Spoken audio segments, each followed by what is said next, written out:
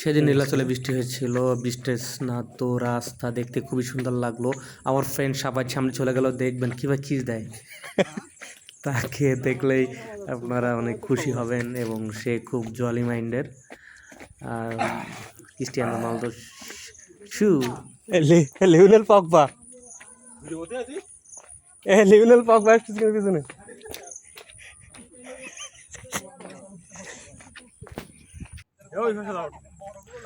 দেখতে দেখতে আমরা সামনে চলে আসলাম এবং দেখা গেল যে রোদ উঠে গেছে এবং দূরের আকাশ নীল, চারিদিকে সবুজ আর সবুজ, দেখলে মনটা জুড়িয়ে যায়। এত সুন্দর জায়গা আমি কখনো আগে দেখিনি।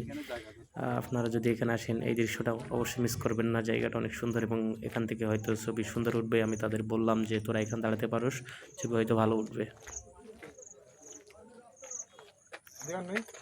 আসলে জায়গাটা অনেক সুন্দর। সবাই এখানে দাঁড়ালে আর সুন্দর একটা ফ্রেম আসবে এই জায়গাটায়।